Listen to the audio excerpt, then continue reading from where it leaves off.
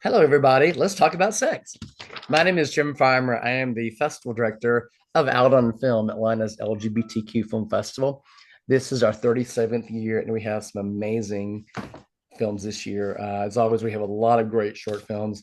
One of my favorite programs is Let's Talk About Sex, which premieres Wednesday, October the 2nd at 8:45 at the Midtown Arts Cinema.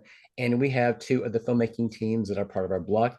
I'm going to let them introduce themselves and then we'll ask them some questions. Why don't we start off from the team from Angelo? Absolutely. Well, hello there. This is Helias Doulis. I'm currently in Greece, where Angelo was shot. I'm the film director of the film, screenwriter, the casting director. There was a few jobs that needed to be done Mhm. from lesser people than you would normally meet in a broader cast Mhm. of people, but we're extremely happy. Our film was finalized. It was an idea of mine about that started about 3 years ago and finally comes to life. We've Mhm. just premiered in London at Fringe Film Fest, and um, this is going to be our US premiere at Yeah, Atlanta. great, We're very, very excited. great. And tell us a In little bit about regards, and tell us a little bit about your film. sorry? Tell us a little bit about the film. Sure. Okay, so Angelo, there is a few semi-autobiographical parts, Mhm. let's say, in the film. My own background, I am half Albanian, half Greek. And I mean, due to the fact that my parents came to Greece, migrated to Greece from Albania in 1992 when the borders opened, Mhm. so I wanted to create a film that would, some sort of reflect on that story. Yeah. And Angelo has that very, same beginning back in the 90s where he starts working at a record shop. And, Yeah. you know, it's all very nice until he actually meets up with a client and everything changes into his own life. And, you Okay. know, that's going to turn into something way different than, migration sort of have, he had imagined when coming to Greece.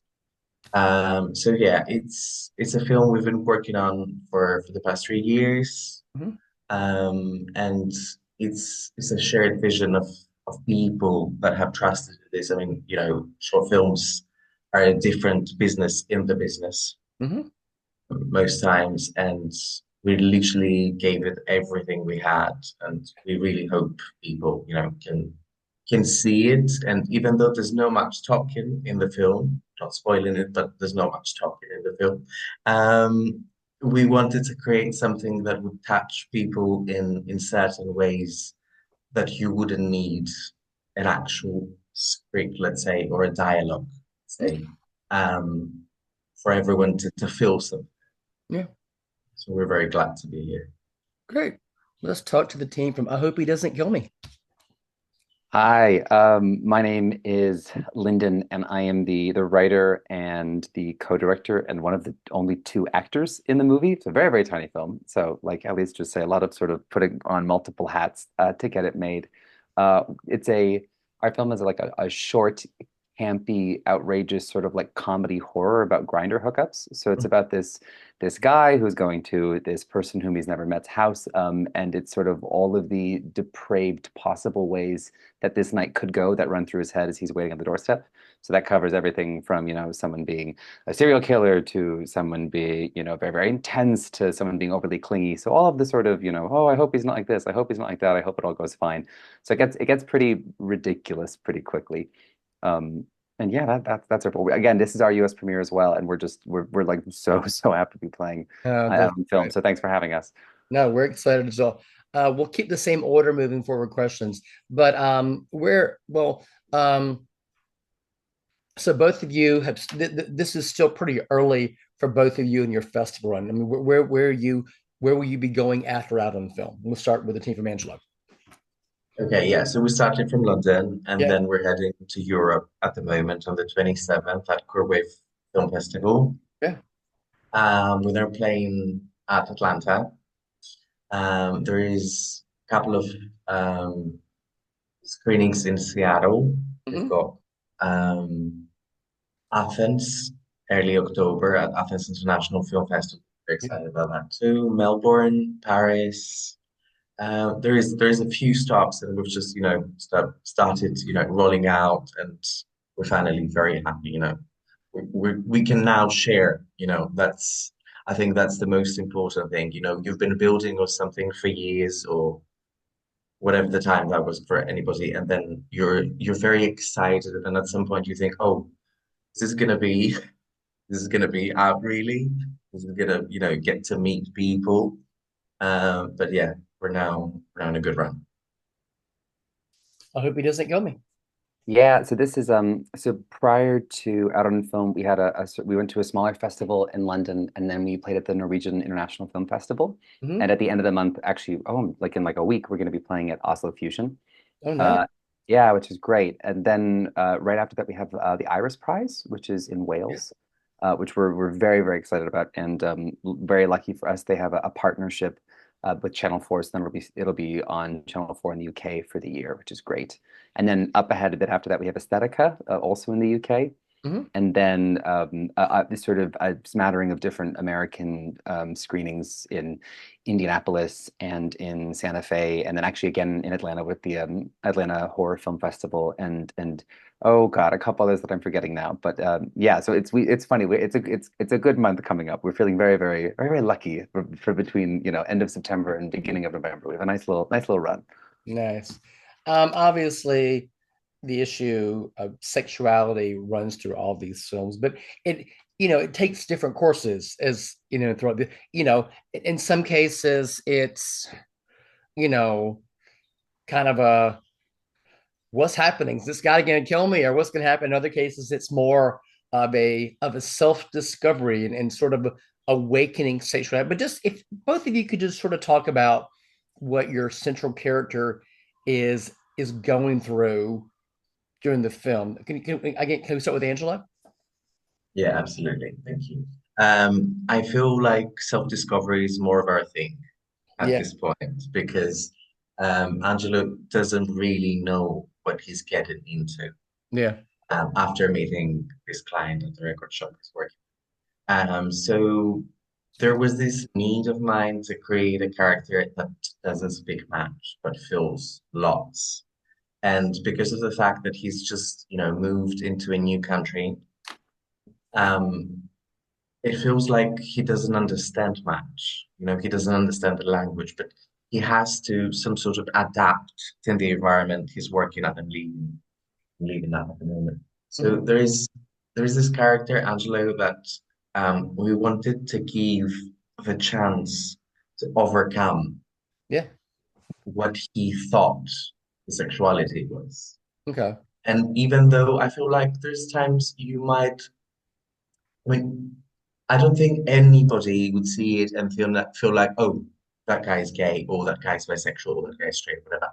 There was this need to create a character that is always on the edge of discovering something new Yeah. about what fantasies would feel like.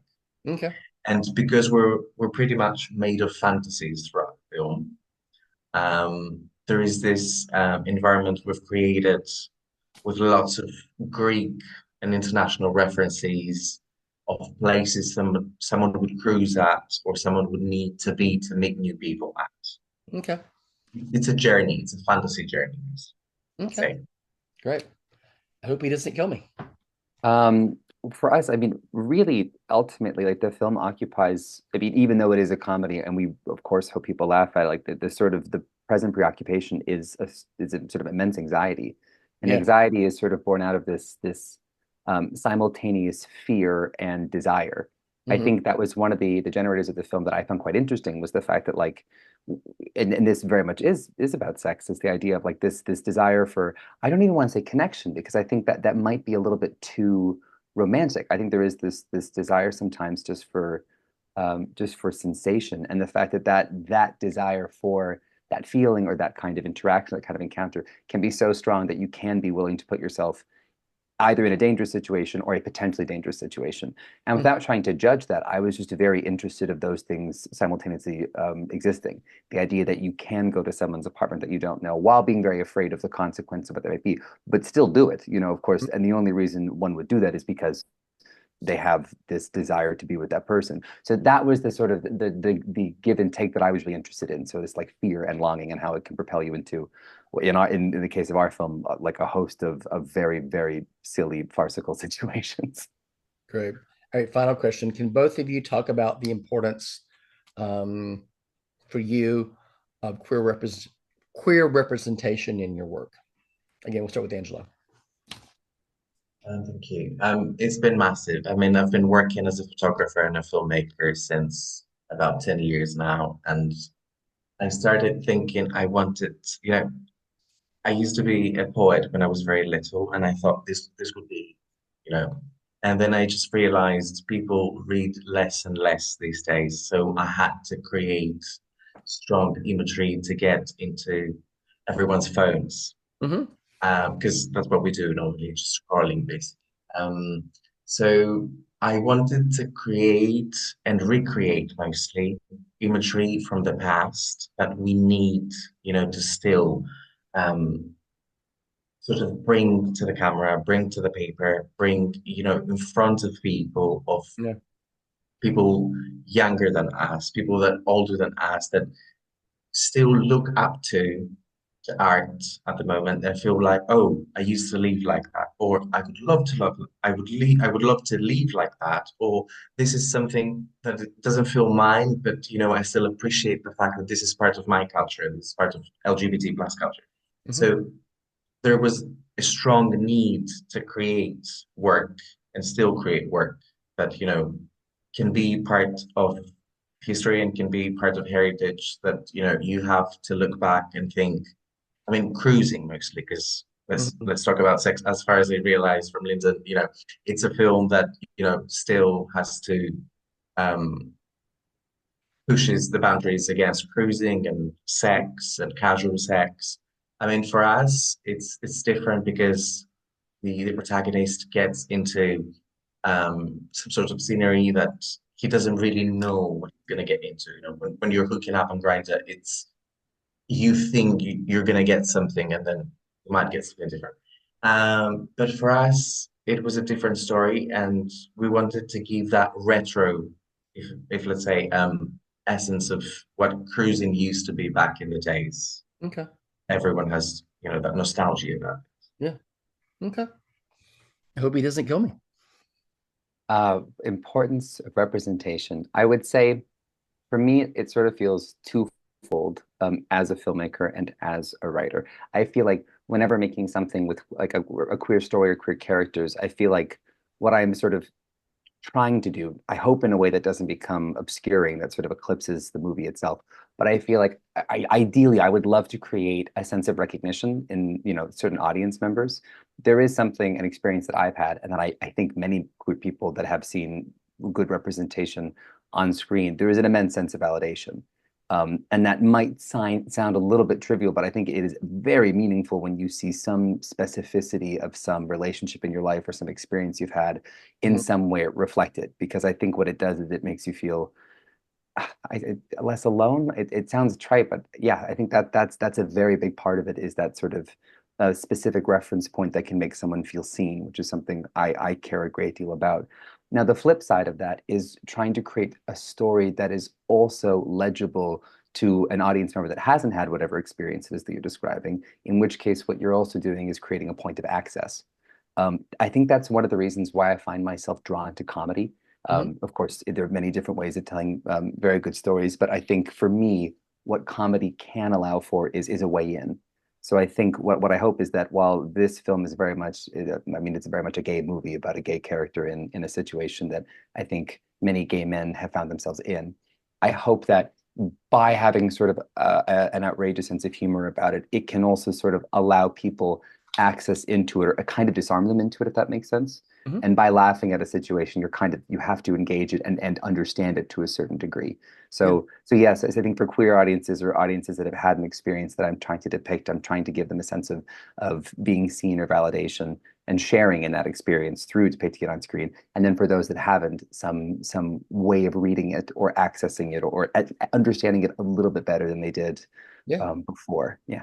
Okay, great. The program is Let's Talk About Sex. It premieres at Out on Film Wednesday, October the 2nd at 8:45 at the Midtown Arts Cinema. I'm very, very excited about this program. Two of the great films you'll see here are Angelo and Hope He Doesn't Kill Me. Thank you both for sharing your film with us. And I look forward to having our audiences enjoy these films. So thanks so much for talking to us. Thank you so much. Thank We're you looking so forward to much. Thanks so much. We're looking forward to it. Thank you. Thanks, guys. enjoy your day.